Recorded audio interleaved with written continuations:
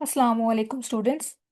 आज के लेक्चर में हम स्टार्ट करते हैं फिजियोलॉजी का unit number 2, hormones. Last lecture में हमने पढ़ा था इसका ब्लड वाला चैप्टर जो कि कंप्लीट हो गया था हमारा। तो आज हम स्टार्ट करते हैं इसका यूनिट 2। इसमें से देखें तो 9 MCQs आने हैं और 2 SCQs आने हैं। तो ये चैप्टर मोस्ट इम्पोर्टेंट है। सबसे पहले इसका जो कंटेंट है इसमें हम देखते हैं ऑब्जेक्टिव्स, हमने टॉपिक्स कौन कौन से कवर करने हैं। पहले है इंट्रोडक्शन, डेफिनेशन पढ़ेंगे हार्मोन्स की, ठीक है। उसके बाद क्लासिफिकेशन, कौन कौन सी टाइप्स होती हैं हार्मोन्स की, और मैकेनिज्म ऑफ एक्शन, किस तरह से ये अपना एक्शन परफॉर्म करते हैं। Then biological functions of thyroid gland, parathyroid gland, pituitary gland, adrenal, gonadal and pancreatic hormones, ठीक है। अब आपको पता है कि जो ग्लैंड्स हैं वो डिफरेंट टाइप्स के होते हैं, एंडोक्राइन और एक्सोक्राइन। लेकिन हमारा जो बेसिक फोकस होगा इस चैप्टर में वो होगा एंडोक्राइन ग्लैंड्स के ऊपर, और ये सारे एंडोक्राइन ग्लैंड्स ही हैं, ठीक है। अब हमने क्या करना है कि इन सब का स्ट्रक्चर देखना है, इन सब के फंक्शंस देखने हैं कि इन सब के क्या क्या बॉडी में फंक्शंस होते हैं, ठीक है। तो ये हम स्टार्ट करते हैं, कोशिश करेंगे कि आज के लेक्चर में हम ये हाफ चैप्टर कंप्लीट कर लें, थोड़ा सा लेंथी है। तो हम स्टार्ट करते हैं इसका जो chapter number 9, Rose and Wilson की बुक से होगा, द एंडोक्राइन सिस्टम, ठीक है। अच्छा, सबसे पहले हम डिफाइन करते हैं एंडोक्राइन सिस्टम को। तो ये मैंने हाईलाइट किया हुआ यहाँ पे। एंडोक्राइन सिस्टम में बेसिकली क्या है, हमारे एंडोक्राइन ग्लैंड्स होते हैं, ठीक है, जो कि वाइडली सेपरेटेड, मतलब कि इनका स्ट्रक्चर भी अलग अलग होता है, इनके फंक्शंस भी अलग अलग होते हैं। जो भी ग्लैंड्स आते हैं ना इसके अंदर, एंडोक्राइन सिस्टम के अंदर, वो सारे सेपरेटली प्रेजेंट होते हैं। They have no physical connections with each other, ठीक है। इसके बाद हम डिफाइन करें अब ग्लैंड्स को, क्योंकि मैंने आपको बताया इसमें हमारा जो बेसिक फोकस होगा, मेन फोकस होगा, वो एंडोक्राइन ग्लैंड्स के ऊपर होगा। तो इसी को हमने डिफाइन करना है, आगे इसी की हमने क्लासेस पढ़नी है। Endocrine glands are group of secretory cells surrounded by extensive network of capillaries that facilitate diffusion of hormones from the secretory cells into the bloodstream। इसमें अब 3 से 4 पार्ट्स इसके डेफिनेशन के बताए हुए हैं। पहला पार्ट क्या है कि जो हमारे पास ग्लैंड्स होते हैं ना, एंडोक्राइन ग्लैंड्स, ये बेसिकली क्या है, ग्रुप ऑफ सेल्स होते हैं, ग्रुप ऑफ secretory सेल्स। अब secretory सेल्स कौन से हैं कि जो हार्मोन्स रिलीज करते हैं, ठीक है, जिनको हम केमिकल मैसेंजर्स भी कहते हैं। ये आगे हम पढ़ेंगे इसकी डेफिनेशन हार्मोन्स की। तो ग्लैंड्स क्या हैं, ग्रुप ऑफ सेक्रेटरी सेल्स जो कि हार्मोन्स रिलीज करते हैं। अब अच्छा, इसके अलावा अब ये जो ग्लैंड्स होते हैं ना, इनकी सराउंडिंग में क्या होती हैं, कैपिलरीज का नेटवर्क होता है, ठीक है। They are surrounded by the extensive network of capillaries, ठीक है। उसके बाद दूसरी बात क्या बताई हुई है कि जो ये इसके अंदर जो सेक्रेटरी सेल्स होते हैं ना, वहां से डायरेक्ट जो हार्मोन्स प्रोड्यूस होते हैं वो कहाँ पे जाते हैं, ब्लड स्ट्रीम में जाते हैं, ठीक है। इसको मैं आपको सिंपल वे में डिफाइन करूँ तो जो हमारे पास एंडोक्राइन ग्लैंड्स होते हैं इसमें क्या होता है, ग्रुप ऑफ सेल्स होते हैं, ग्रुप ऑफ सेक्रेटरी सेल्स, ठीक है। ये हमारे पास सेक्रेटरी सेल्स हैं। अब ये क्या प्रोड्यूस करेंगे, हार्मोन प्रोड्यूस करेंगे, हार्मोन रिलीज करेंगे। और ये हार्मोन जो है वो डायरेक्टली कहाँ पे जाएंगे, ब्लड स्ट्रीम में जाएंगे। और ब्लड स्ट्रीम से आगे जो भी इनका टारगेट टिश्यू होगा, टारगेट ऑर्गन होगा, वहां पे ये अपना एक्शन परफॉर्म करेंगे, ठीक है। तो ये पूरा प्रोसेस होता है इसके रिलीज होने का।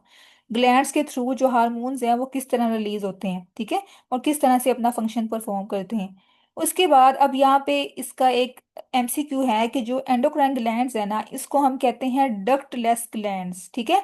एक होते हैं ऐसे ग्लैंड्स जिनके अंदर डक्ट्स होती हैं, ठीक है। डक्ट्स का मतलब क्या है, ट्यूब्स होती हैं। और ये जो ग्लैंड्स है ना हमारे पास एंडोक्राइन, इनमें कोई डक्ट्स नहीं होती, ठीक है। मतलब कि जो ये ग्लैंड्स हैं इनमें सिर्फ सिक्रीटरी सेल्स होते हैं, और जो सिक्रीटरी सेल्स हैं वो डायरेक्टली ही हार्मोन्स प्रोड्यूस करते हैं और ब्लड स्ट्रीम में चले जाते हैं, ठीक है। तो इनमें कोई डक्ट्स वगैरह नहीं होती, दे आर डक्टलेस ग्लैंड्स। आगे लिखा भी हुआ है because hormones diffused directly into the blood stream, ठीक है। इसमें कोई डक्ट्स का जो है वो फंक्शन नहीं होता, कोई रोल नहीं होता। अगर मैं आपको बताऊं एक्सोक्राइन ग्लैंड्स की, वो होते हैं, उसमें डक्ट्स होती हैं, ठीक है। उसमें क्या होता है कि जैसे अब ये ग्लैंड है एक्सोक्राइन ग्लैंड, यहाँ से जो भी जो सिक्रीटरी सेल्स हैं वो हार्मोन रिलीज करेंगे, वो पहले डक्ट्स में जाएंगे, ठीक है। जो हार्मोन्स हैं वो डक्ट्स में जाके उसके बाद आगे ये ब्लड स्ट्रीम में जो है वो ट्रांसफर होते हैं, वहाँ पे डिफ्यूज होते हैं, ठीक है। तो इनमें डक्ट्स होती हैं। लेकिन जो एंडोक्राइन ग्लैंड्स हैं उनमें डक्ट्स नहीं होती, ये डक्टलेस ग्लैंड्स होते हैं, ठीक है। अच्छा, अब ये ब्लड स्ट्रीम में रिलीज हो गए, डिफ्यूज हो गए सिक्रीटरी सेल्स के थ्रू। उसके बाद ये कहाँ जाएंगे, hormones are then carried in the bloodstream to target tissues and organs, ठीक है। ब्लड स्ट्रीम जब भी इसमें पहुंच जाएंगे, जो हार्मोन्स रिलीज हुए थे सिक्रीटरी सेल से, वो अब कहाँ पे जाएंगे, टारगेट टिश्यूज और ऑर्गन्स में जाएंगे, जहाँ पे इनका जो भी फंक्शन होगा, सेल की ग्रोथ करनी है या मेटाबॉलिज्म करना है, तो ये अपना फंक्शन परफॉर्म करेंगे, ठीक है। तो ये एक पूरा प्रोसेस होता है इसके रिलीज होने का और इसके टारगेट ऑर्गन्स और टिश्यूज तक जाने का, ठीक है। ये आपने जस्ट यहाँ से इसका इंट्रो करना है। उसके बाद आप ये जो डायग्राम है ये मोस्ट इंपॉर्टेंट है कि इसमें पूरा जो है ना समराइज किया हुआ है ग्लैंड्स को, जो भी हमारे एंडोक्राइन ग्लैंड्स में आते हैं। ये मैंने आपको कोड नेट में भी दिखाया, जो जो टॉपिक्स वहाँ पे दिए हैं ना वो सारे हमारे एंडोक्राइन ग्लैंड्स होते हैं, ठीक है। इसमें सबसे पहले क्या है, पिनियल ग्लैंड। अच्छा, ये अब क्या करेंगे हम, हर ग्लैंड को डिटेल में पढ़ेंगे, उसका स्ट्रक्चर तो आपने पढ़ लिया होगा एनाटॉमी के अंदर। ये हम पढ़ रहे हैं फिजियोलॉजी, तो इसमें हमारा जो मेन फोकस होगा वो फिजियोलॉजी के ऊपर होगा, ठीक है। हर ग्लैंड के जो हार्मोन्स हैं उनका फंक्शंस क्या होता है वो हम देखेंगे। उसके बाद सेकंड क्या है, पिट्यूटरी ग्लैंड, ठीक है। उसके बाद थायराइड ग्लैंड, ये भी हमारे कंटेंट में है। उसके बाद parathyroid glands, adrenal glands, pancreatic islets, ठीक है, ovaries in females and testis in male. अब इधर से भी काफी हार्मोन्स रिलीज होते हैं, ये भी हम पढ़ेंगे। उसके बाद क्या है, अच्छा ये क्या है, मेन हमारे एंडोक्राइन ग्लैंड्स होते हैं। उसके अलावा अब यहाँ पे एक और एमसीक्यू भी आप याद कर सकते हैं, कुछ ऐसे टिश्यूज हैं जो कि टिश्यूज का आपको पता है क्या क्या फंक्शंस होते हैं। अब वो अपने फंक्शंस के अलावा कुछ ये वाले फंक्शंस भी परफॉर्म करते हैं हार्मोन्स को रिलीज करने में, ठीक है। तो इनका सेकेंडरी एंडोक्राइन फंक्शन भी होता है। अब वो कौन कौन से ऐसे जो है वो सिस्टम हैं, जैसे थाइमस ग्लैंड, ठीक है। उसके बाद हार्ट, स्टमक, किडनीज। अब आपको पता है जो हार्ट है वो क्या है, एक ऑर्गन है, और हार्ट का मेजर फंक्शन क्या होता है, ब्लड को पंप करना, ठीक है। ये इसका प्राइमरी फंक्शन है। लेकिन इसका सेकेंडरी फंक्शन जो है ना वो एंडोक्राइन सिस्टम में भी है, ये एक हार्मोन भी रिलीज करता है। ये आगे हम पढ़ेंगे जो हार्ट है वो कौन सा हार्मोन रिलीज करता है। इसी तरह हमारे पास जो स्टमक है, स्टमक क्या है, ये भी एक ऑर्गन है। तो ऑर्गन जो है उसका जो प्राइमरी फंक्शन क्या है, स्टमक का डाइजेशन करना, ठीक है। लेकिन इसका जो सेकेंडरी फंक्शन है वो इसमें आ जाता है एंडोक्राइन में। अब ये भी हम पढ़ेंगे, जो स्टमक है इससे कौन कौन से हार्मोन रिलीज होते हैं।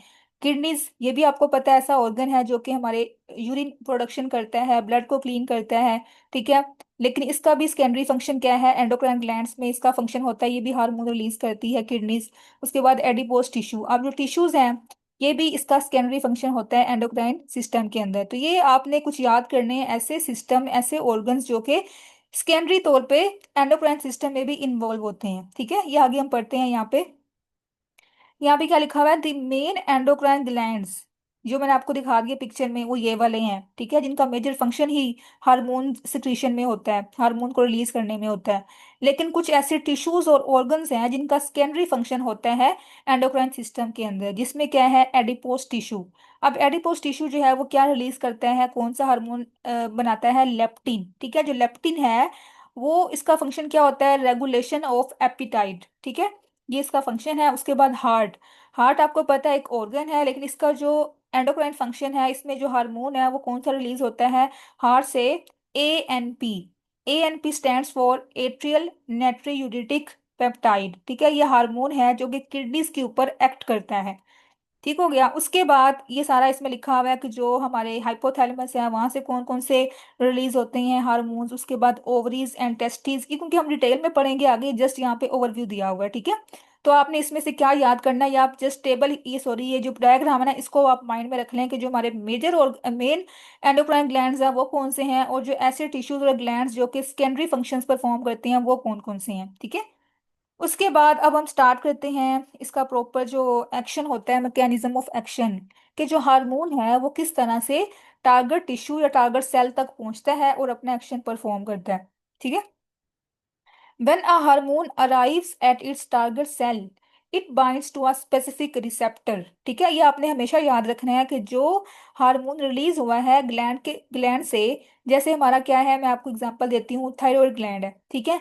इसने क्या रिलीज किया हार्मोन, इसके हम पढ़ेंगे दो हार्मोन्स होते हैं बेसिक, T3 और T4।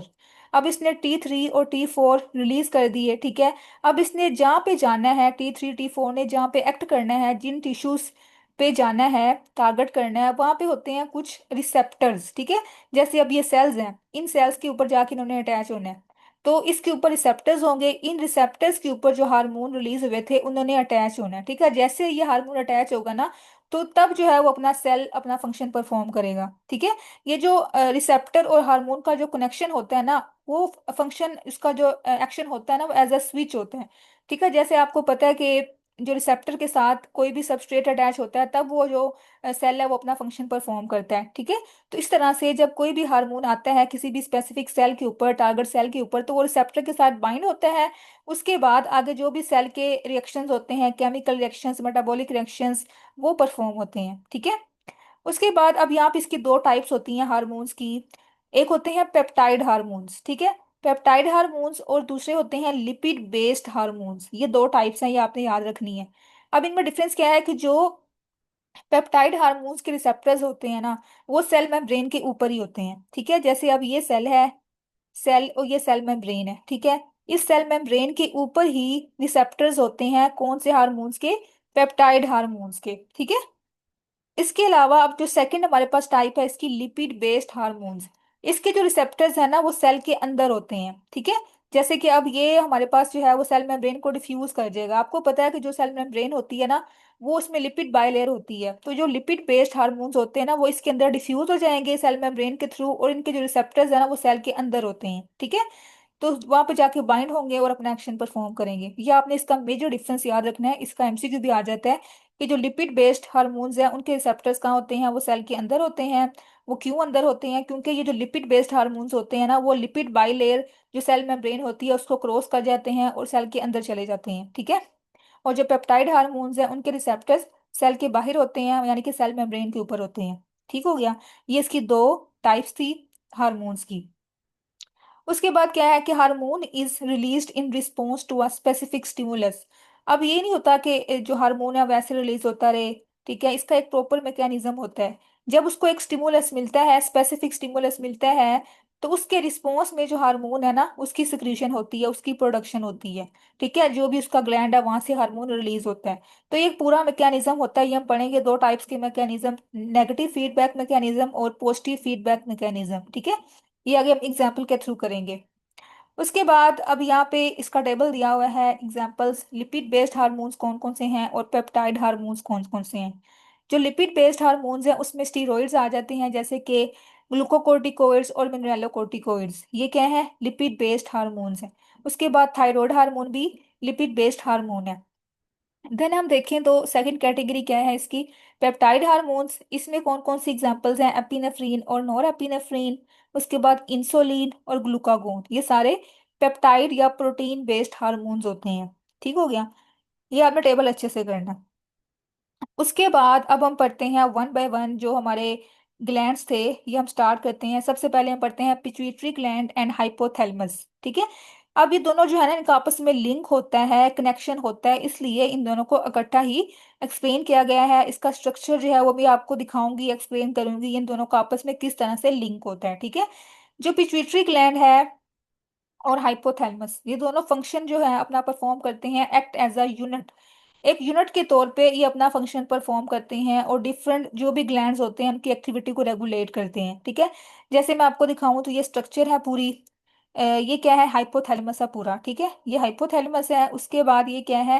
पिट्यूटरी ग्लैंड है, ठीक है। अब जो पिट्यूटरी ग्लैंड है उसके दो पार्ट्स होते हैं, दो लोब्स होती हैं। एक होता है एंटीरियर लोब जिसको हम कहते हैं एंटीरियर पिट्यूटरी, और सेकंड जो है वो पोस्टीरियर लोब है जो कि पोस्टीरियर पिट्यूटरी ग्लैंड होता है, ठीक है। इन दोनों के अलग अलग हार्मोन्स होते हैं। तो ये हम पढ़ेंगे। तो इसका मतलब क्या है? ये पूरा जो है वो एक यूनिट के तौर पे काम करते हैं, हाइपोथैलेमस भी और पिट्यूटरी ग्लैंड भी, ठीक है। बाकी इसमें लिखा हुआ है इसका स्ट्रक्चर कि ये कहाँ पे प्रेजेंट होता है, इसका वेट कितना होता है, साइज कितना होता है। ये जस्ट आपने रीड करना है। इसमें से एमसीक्यूज आ जाते हैं कि इसका साइज जो है वो लाइक अ पी। उसके बाद इसका जो वेट है वो 500 mg होता है, ठीक है। उसके बाद अब आगे बताया हुआ है कि जो पिट्यूटरी ग्लैंड है उसके दो पार्ट्स हमने पढ़े, मैं आपको दिखाए, एंटीरियर पिट्यूटरी और पोस्टीरियर पिट्यूटरी, ठीक है। जो एंटीरियर पिट्यूटरी है ना, अब इसकी आपने कॉम्पोजिशन याद करनी है, ये इसमें से इंपॉर्टेंट है, ठीक है। जो एंटीरियर पिट्यूटरी है it is composed of glandular tissue secreting hormones. ठीक है, इसमें टिश्यूज होते हैं, ग्लैंडुलर टिश्यूज, जो कि हार्मोन रिलीज करते हैं। Because it is up growth of glandular tissue from the pharynx. ठीक है, उसके बाद जो पोस्टीरियर पिट्यूटरी है ना, वो किससे कंपोज्ड होते हैं, नर्वस टिश्यू से कंपोज्ड होते हैं। ठीक है, इन दोनों में मेजर डिफरेंस है कि जो एंटीरियर पिट्यूटरी है उसकी वो किससे बनते हैं, ग्लैंडुलर टिश्यू से बने होते हैं, और जो पोस्टीरियर पिट्यूटरी है वो किससे बना होता है, नर्वस टिश्यू से कंपोज्ड हुआ होता है। ठीक है, ये इसका मेजर डिफरेंस है। उसके बाद ये जस्ट आपने रीड करना है, ये इसमें आ जाता है एनाटमी में, किसकी जो ब्लड सप्लाई है वो कितनी कौन कौन सी जो आर्टरीज हैं वो इसको सप्लाई करती हैं, और कौन कौन सी इसकी वेनस ड्रेनेज होती है। जो इसकी आर्टेरियल सप्लाई है वो आपको पता है कि जो इंटरनल कैरोटिड आर्टरी है ना, वो इसकी मेजर आर्टरी जो कि इसको सप्लाई कर रही होती है ब्लड। ठीक है, उसके बाद इसकी देखें हमारे ये जो वीनस ड्रेनेज है, कि जो इसकी ब्लड होता है वेन्स के अंदर वो कहाँ पे ड्रेन होता है, तो ये वीनस साइनसेस होती हैं ब्रेन में, वहां पे जो भी इनका ब्लड होता है ना वो ड्रेन होता है। ठीक है, ग्लैंड्स का। तो ये जस्ट आपने रीड करना है। उसके बाद अब हम डिटेल में पढ़ते हैं कि जो एंटीरियर पिट्यूटरी है उसमें कौन कौन से उसके हार्मोन रिलीज होते हैं और आगे उनका क्या क्या फंक्शन है, और जो पोस्टीरियर पिट्यूटरी है उसके हार्मोन्स कौन से हैं और कौन कौन से उनके फंक्शंस होते हैं। ठीक है, अच्छा अब सबसे पहले मैं आपको यहाँ से दिखा दूं कि जो एंटीरियर पिट्यूटरी और हाइपोथैलेमस का आपस में कनेक्शन है ना, वो आपको नजर आ रहा होगा कि ये ब्लड वेसल्स का एक नेटवर्क होता है। ठीक है, ये एक पूरा नेटवर्क है जिसको हम कहते हैं पिट्यूटरी पोर्टल सिस्टम, ये लिखा हुआ है पिट्यूटरी पोर्टल सिस्टम। ये पूरा एक नेटवर्क होता है कैपिलरीज का, ब्लड वेसल्स का, जो कि कनेक्ट कर रहा होता है हाइपोथैलेमस को और एंटीरियर पिट्यूटरी ग्लैंड को। ठीक है, उसके बाद ये जो पोस्टीरियर पिट्यूटरी ग्लैंड है, पोस्टीरियर पिट्यूटरी और हाइपोथैलेमस, इनका कनेक्शन किस तरह होता है, न्यूरॉन्स के थ्रू होता है। ये नर्व्स हैं, ये जो मैं आपको दिखा रही हूँ ना, ये जो एक पूरा क्लस्टर सा बना हुआ है, ये नर्व्स हैं। ठीक है, जो कि नर्व इम्पल्सिस जो है वो जनरेट होंगी, आगे सिग्नल जाएंगे, फिर आगे यहाँ से इस लोब से हार्मोन रिलीज होंगे। ठीक है, तो आपने डिफरेंस याद रखना है दोनों में, कि जो एंटीरियर पिट्यूटरी है वो हाइपोथैलेमस से किसके थ्रू अटैच होता है, किसके थ्रू लिंक होता है, एक पोर्टल सिस्टम के थ्रू लिंक होता है, ब्लड वेसल्स के नेटवर्क के थ्रू लिंक होता है। ठीक है, और जो पोस्टीरियर पिट्यूटरी है वो किस तरह से कनेक्ट होता है हाइपोथैलेमस से, न्यूरॉन्स के थ्रू। ठीक है, हाइपोथैलेमिक न्यूरॉन्स के थ्रू। तो ये हम पढ़ते हैं डिटेल में, ये मैंने आपको जस्ट ओवरव्यू दे दिया। अब हम करते हैं स्टार्ट एंटीरियर पिट्यूटरी।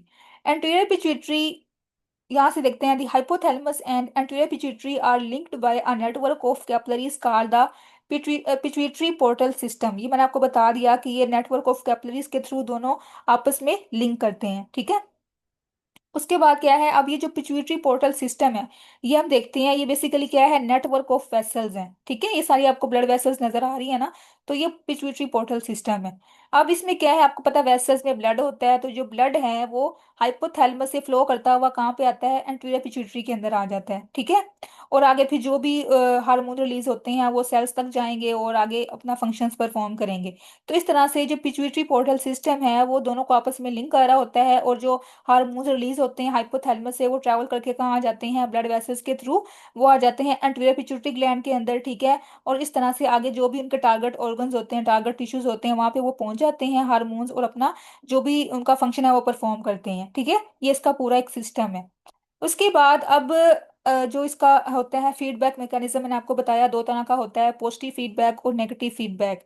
ठीक है, ये हम देखते हैं कि जो एंटीरियर पिट्यूटरी ग्लैंड है वो कौन सा फीडबैक मैकेनिज्म को यूज करता है और किस तरह से आगे ये हार्मोन्स ट्रेवल करते हैं, अपना फंक्शन परफॉर्म करते हैं। तो यहाँ से पढ़ते हैं the secretion of anterior pituitary hormone follows stimulation of the gland by a specific releasing hormone produced by the hypothalamus. ठीक है, अच्छा इसमें अब दो आपने बातें याद रखनी है कि जो हाइपोथैलेमस है ना, उसने हार्मोन कौन सा रिलीज करना है, स्पेसिफिक रिलीजिंग हार्मोन। सबसे पहले जो हाइपोथैलेमस है वहां से सिग्नल आता है, इसने क्या रिलीज करना होता है, स्पेसिफिक रिलीजिंग हार्मोन। ठीक है, अब ये जब स्पेसिफिक रिलीजिंग हार्मोन रिलीज करेगा तो वो कहाँ पे किसको सिग्नल देगा, आगे एंटीरियर पिट्यूटरी ग्लैंड को सिग्नल देगा। ठीक है, तो वहां से आगे जो है एंटीरियर पिट्यूटरी ग्लैंड से हार्मोन रिलीज होंगे। ठीक है, इसके दो पाथवे होते हैं, ये आपने याद करने हैं। उसके बाद आगे जो एंटीरियर पिट्यूटरी ग्लैंड है वो आगे फर्दर जो भी उनके टारगेट ऑर्गन्स हैं वहां पे जाएगा और अपना फंक्शंस परफॉर्म करेगा। ठीक है, तो इस तरह से आपने इसके, मैं आपको आगे बताती भी हूँ ये वाला पूरा, ये पहले मैं आपको दिखा दूं। जैसे अब ये क्या है, हाइपोथैलेमस है। ठीक है, हाइपोथैलेमस ने इसको कोई भी स्टिमुलस मिला के ये जो हमारे पास हार्मोन है वो कम हो गया, कोई भी स्पेसिफिक हार्मोन है वो बॉडी में इसका लेवल कम हो गया, ठीक है। तो अब ये क्या करेगा, रिलीजिंग हार्मोन सिक्रीट करेगा। ये मैंने आपको बताया कि जो हाइपोथैलेमस है वो हमेशा क्या करता है, रिलीजिंग हार्मोन प्रोड्यूस करता है, ठीक है। जैसे ही रिलीजिंग हार्मोन प्रोड्यूस हुआ तो जो एंटीरियर लोब, अभी हम एंटीरियर लोब पढ़ रहे हैं ना, पिट्यूटरी ग्लैंड की, ठीक है, उसको सिग्नल जाएगा और वो क्या रिलीज करेगा, ट्रोफिक हार्मोन रिलीज करेगा, ठीक है। ट्रोफिक हार्मोन रिलीज करेगा ताकि वो टारगेट कर सके आगे फर्दर एंडोक्राइन ग्लैंड्स को, ठीक है। अब जो हमारे पास इसके टारगेट ग्लैंड्स होते हैं जहाँ पे इसने जाके इफेक्ट करना होता है, अपना एक्शन परफॉर्म करना होता है, वहां पे ये जाएगा, ठीक है, जो भी ट्रोफिक हार्मोन रिलीज हुए हैं उस टारगेट ग्लैंड तक पहुंचेंगे, ठीक है। और वहां पे, ठीक है, उस हार्मोन का अपना जो भी फंक्शन है वो जो परफॉर्म हो जाएगा, ठीक है। और उस हार्मोन का लेवल जो है वो बॉडी में, या सॉरी ब्लड में रेज हो जाएगा, ठीक है, क्योंकि अब ये एंटीरियर पिट्यूटरी ग्लैंड ने वो ट्रोफिक हार्मोन रिलीज कर दिया है, ठीक है। वो टारगेट ग्लैंड तक पहुंच गया है और उस ग्लैंड ने आगे क्या किया, फर्दर उस हार्मोन का लेवल रेज कर दिया ब्लड के अंदर, ठीक है। जैसे उसका लेवल रेज हुआ तो उसने जो भी उसके फंक्शंस थे या सेल ने उसको अपटेक करना था या जो भी मेटाबॉलिक रिएक्शंस होने थे वो सारे हो गए हैं, ठीक है। तो उस तरह से क्या हुआ कि वो सारा यूज हो गया, जो हार्मोन्स के फंक्शन थे वो सारे मतलब परफॉर्म हो गए हैं। तो इस तरह से क्या है, उस हार्मोन का लेवल बॉडी में ब्लड में कम हो गया। अब क्या, अब आहिस्ता आहिस्ता कम हो जाएगा ना, क्योंकि अब वो यूज हो रहा है, जो हार्मोन्स हैं वो अपना फंक्शन परफॉर्म कर रहे हैं, ठीक है। तो उस तरह से जो उन हार्मोन्स का लेवल है वो क्या हो जाएगा, ब्लड के अंदर कम होता जाएगा, ठीक है। तो इस तरह अब क्या होगा, जैसे ही इसका लेवल कम होगा ना तो ये सिग्नल भेजेगा वापस हाइपोथैलेमस को, ये स्टिमुलेशन इसको देगा कि आप और प्रोड्यूस करो, और रिलीजिंग हार्मोन प्रोड्यूस करो, और जो है वो सिग्नल दो एंटीरियर लोब को, ताकि वो आगे ट्रोफिक हार्मोन दोबारा रिलीज करे, दोबारा जो है ना हार्मोन्स प्रोड्यूस हो और आगे जो है वो सेल अपना फंक्शन परफॉर्म करे, ठीक है। तो इस तरह से जब इसका लेवल लो होगा ना तो ये स्टिमुलेशन किसको देगा, हाइपोथैलेमस को वापस स्टिमुलेशन देगा कि और रिलीज करे, ठीक है।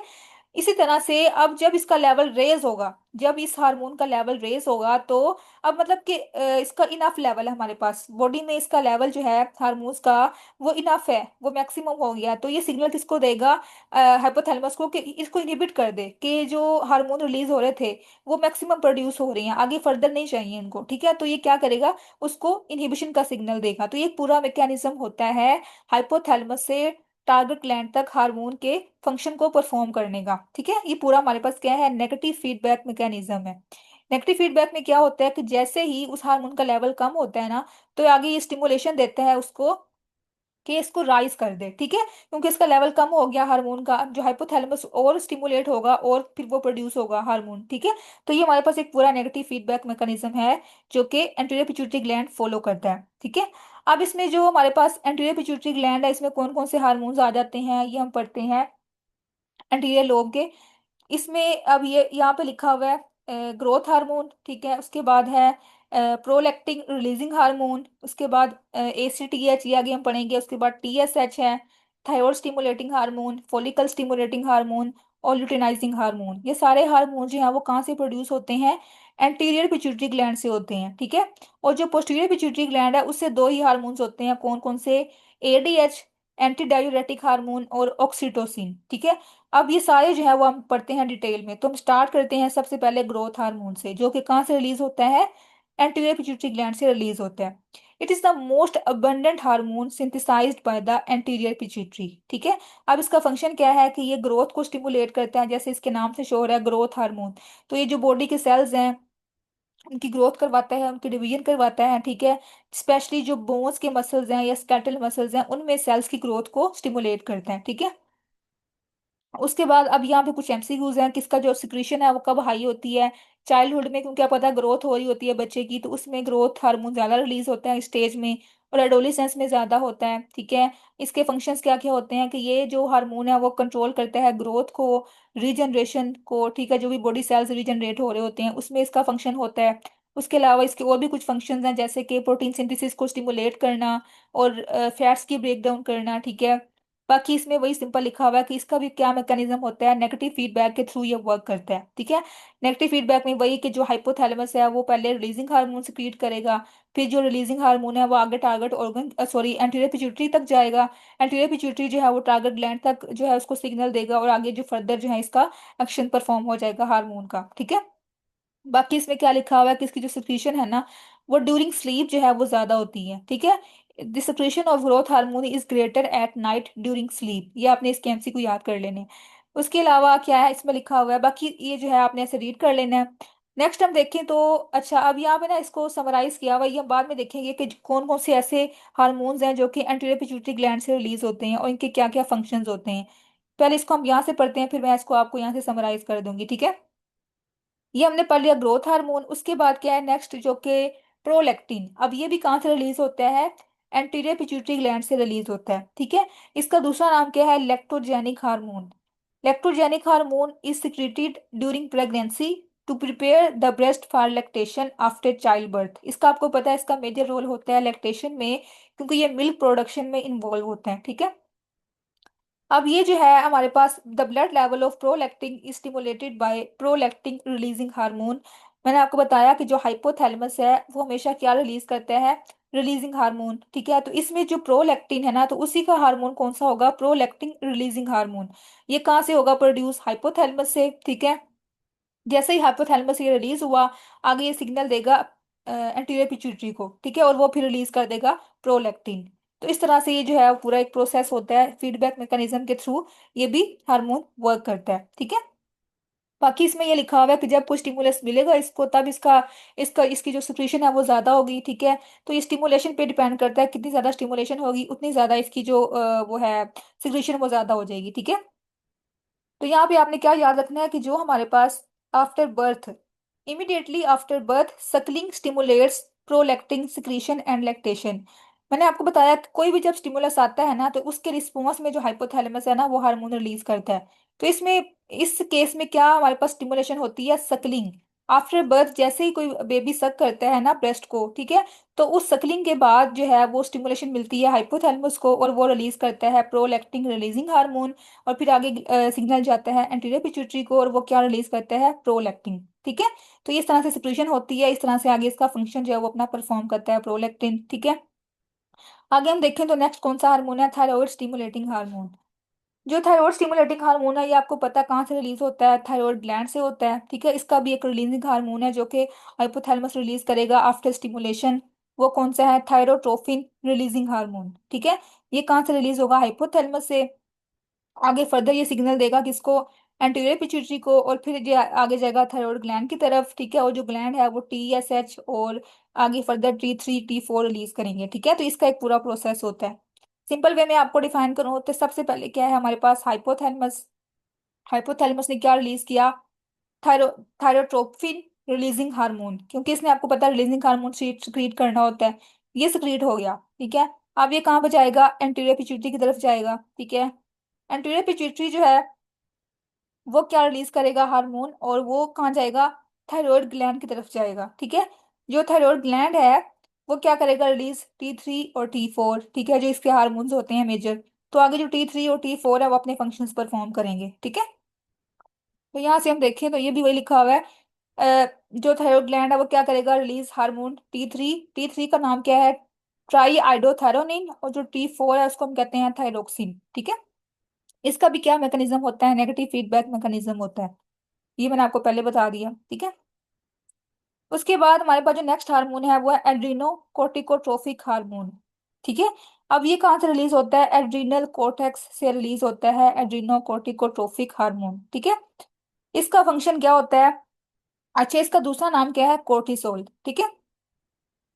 जो कोर्टिसोल है ना इसका, अब हम पढ़ते हैं क्या इसका फंक्शन है और क्या इसके आगे रोल्स होते हैं बॉडी में। सबसे पहले हम ये देखते हैं कि इसका जो रिलीजिंग हार्मोन है वो कौन सा है, जो हाइपोथैलेमस से रिलीज होता है, कोर्टिकोट्रोपिक रिलीजिंग हार्मोन। सबसे पहले ये रिलीज होगा जब कोई भी स्टिमुलस मिलेगी इसको, हाइपोथैलेमस से ये रिलीज हो गया, ठीक है। इसने फिर आगे क्या, एंटीरियर पिट्यूटरी को सिग्नल दिया और उसने क्या रिलीज किया, एड्रीनोकोर्टिकोफिक रिलीजिंग हार्मोन, ठीक है। इसने सिक्रीट कर दिया हमारे पास ACTH, ठीक है। अब जो ACTH है वो आगे जाएगा, जो टारगेट ग्लैंड है इसका, एड्रीनल ग्लैंड, ठीक है। एड्रीनल ग्लैंड के आपको पता है दो पार्ट्स होते हैं, एक इसका पार्ट होता है कोर्टेक्स और एक होता है मेडुला। तो जो कोर्टेक्स है ना वो इसमें इन्वॉल्व होता है। तो जो कोर्टेक्स है वो क्या करेगा, प्रोड्यूस करेगा कोर्टिसोल, ठीक है। ये इसका बेसिक हार्मोन है एड्रीनल कोर्टेक्स का। बाकी इसमें ये बताया हुआ है कि जो ACTH का लेवल है वो कब ज्यादा होता है, they are highest at about 8 AM and falls about midnight, ठीक है। बाकी इसका भी वही मैकेनिज्म है कि ये नेगेटिव फीडबैक मैकेनिज्म के थ्रू इसकी प्रोसेसिंग होती है, इसकी रेगुलेशन होती है। आगे हम देखें तो नेक्स्ट कौन सा है, गोनेडोट्रोपिन। ठीक है, इसमें आपको पता है जो सेक्स हार्मोन्स आ जाते हैं। अब सेक्स हार्मोन्स जो है वो मेल्स में अलग होते हैं, फीमेल्स में अलग होते हैं। ठीक है, प्रोजेस्टेरोन, एस्ट्रोजन, ये आगे हम देखते हैं। तो जो हमारे पास कौन कौन से ऐसे बेसिक हार्मोन्स हैं मेल्स में और फीमेल्स में, फॉलिकल स्टिमुलेटिंग हार्मोन और लुटेनाइजिंग हार्मोन। ठीक है, ये दोनों कहाँ से रिलीज होते हैं, एंटीरियर पिट्यूटरी ग्लैंड से रिलीज होते हैं। ठीक है, उसके अलावा इसकी जो रिलीजिंग हार्मोन है जो हाइपोथैलेमस से रिलीज होते हैं वो कौन से हैं, लुटेनाइजिंग हार्मोन, रिलीजिंग हार्मोन। ठीक है। अच्छा, अब हम देखते हैं दोनों सेक्सेस में, मेल में और फीमेल में। जो मेल सॉरी जो फीमेल है ना, उसमें जो LH और FSH है ना, वो क्या करते हैं, एस्ट्रोजन और प्रोजेस्टेरोन को रिलीज करवाते हैं। ठीक है, उसकी सिक्रीशन को कंट्रोल करते हैं। और वो ये जो दोनों हार्मोन्स हैं वो आपको पता है जो मेंस्ट्रुअल साइकिल है ना उसमें इनका मेजर फंक्शंस होता है।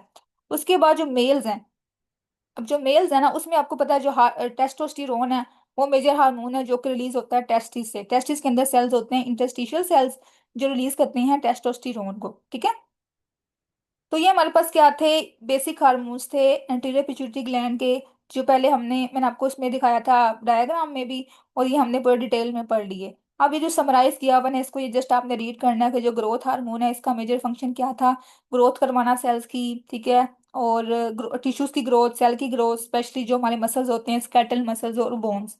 उसके बाद जो थायराइड स्टिमुलेटिंग हार्मोन है, ये आपको पता है कि जो उसके ऊपर एक्ट करता है, थायराइड ग्लैंड के ऊपर एक्ट करता है, और जो थायराइड ग्लैंड है वो क्या करेगा, T3 और T4 रिलीज करेगा। उसके बाद जो ACTH है वो क्या करता है, कोर्टिसोल को रिलीज करवाता है। ठीक है, उसके बाद प्रोलैक्टिन है जो कि लैक्टेशन में इन्वॉल्व होता है, मिल्क प्रोडक्शन में इन्वॉल्व होता है। उसके बाद FSH और LH, ये मैंने आपको बताया कि ये मेल्स और फीमेल्स में अलग अलग इनके फंक्शन होते हैं। मेल में टेस्टोस्टेरोन है और फीमेल में एस्ट्रोजन और प्रोजेस्टेरोन है। ठीक है, तो ये हमारा पार्ट एक हो गया, एंटीरियर पिट्यूटरी। ठीक है, उसके बाद अगर हम देखें तो पोस्टीरियर पिट्यूटरी है। पोस्टीरियर पिट्यूटरी जो है, ये मैंने आपको बताया कि किस तरह से लिंक होता है हाइपोथैलेमस से नर्व्स के थ्रू। तो ये नर्व इम्पल्सिस जो है ना वो जनरेट होती हैं हाइपोथैलेमस से, और ये सिग्नल देती हैं पोस्टीरियर पिट्यूटरी को। और फिर जो पोस्टीरियर पिट्यूटरी है वो आगे टारगेट ग्लैंड तक जो है वो उसको सिग्नल देगा, और आगे उसके जो भी हार्मोन्स हैं वो रिलीज हो जाएंगे। ठीक है, जो भी उसके फंक्शंस होंगे वो परफॉर्म कर देंगे टारगेट ग्लैंड्स। ठीक है। अच्छा, ये हम डिटेल में पढ़ेंगे आगे नेक्स्ट लेक्चर में, क्योंकि ये थोड़ा सा अलग टॉपिक है, इसका जो सिस्टम है वो थोड़ा सा अलग है। जैसे मैंने आपको बताया कि उसमें ब्लड वेसल्स इन्वॉल्व होती हैं, एक नेटवर्क होता है ब्लड वेसल्स का जिसको हम कहते हैं पिट्यूटरी पोर्टल सिस्टम। लेकिन इसमें जो है वो नर्व सेल्स होते हैं। ठीक है, तो ये हम पढ़ेंगे नेक्स्ट लेक्चर में। आज का लेक्चर हमारा यहाँ तक था। ये पूरा आपने अच्छे से रीड करना है, जो टेबल्स हैं वो ज़्यादा इंपॉर्टेंट है, बाकी जो मैंने आपको MCQs के जो है ना लिहाज से करवाया वो आपने MCQs मार्क कर लेने हैं। ठीक है, बाकी आपको कोई भी क्वेश्चन हो तो आप मुझसे ग्रुप में पूछ सकते हैं। ओके, अल्लाह हाफिज।